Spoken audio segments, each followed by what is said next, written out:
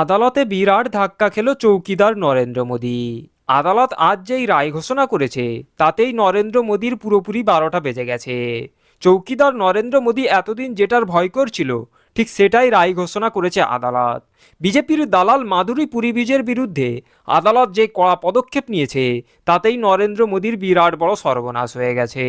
তো চলুন এই ভিডিওটি ধৈর্য ধরে শেষ পর্যন্ত দেখুন যে সেবি প্রধান বিজেপির দালাল মাধুরী পুরীবিজের বিরুদ্ধে আদালত ঠিক কী রায় ঘোষণা করলো, আর আদালতের এই রায় ঘোষণা হতে নরেন্দ্র মোদী এবং বিজেপি পার্টির কত বড় সর্বনাশ হয়ে গেছে। এই ভিডিওটি ধৈর্য ধরে শেষ পর্যন্ত দেখলেই প্রমাণ পেয়ে যাবেন। দেখো, এক সাংবাদিক মহারাষ্ট্রেরই বাসিন্দা, তিনি অভিযোগ করেছিলেন পিএমএলএ আদালত।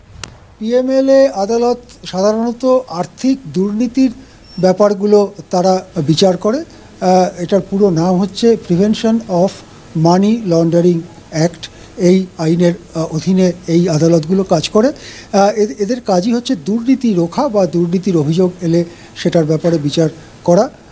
সেই আদালত, মুম্বাইয়ের আদালত, সেই আদালতে এক সাংবাদিক অভিযোগ করেছিলেন যে মাধবী পুরী বুচ তিনি ভুয়ো কোম্পানি খুলে শেয়ার বাজারে নথিভুক্ত করেছিলেন এবং সেই কোম্পানিতে বিনিয়োগ করে অনেক ক্ষতি হয়েছে এই সাংবাদিকের।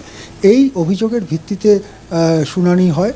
অভিযোগ উঠেছে যে মাধবী বুচ এবং তার স্বামী ধবল বুচ তারা মিলে কোম্পানি চালিয়েছেন। কোম্পানিগুলোতে সেই তাদের যে কোম্পানি তাতে বড় বড় কর্পোরেট, বিখ্যাত কর্পোরেট তাদের শেয়ার রয়েছে এবং যেহেতু এই কোম্পানি মাধবী বুচ এবং তার স্বামীর কোম্পানি বৃহৎ কর্পোরেটগুলোকে এবং এদের শেয়ারের দাম, মাধবী বুচের কোম্পানির শেয়ারের দাম বিপুল গতিতে, রকেট গতিতে বেড়েছে, তাদের সম্পত্তি বেড়েছে।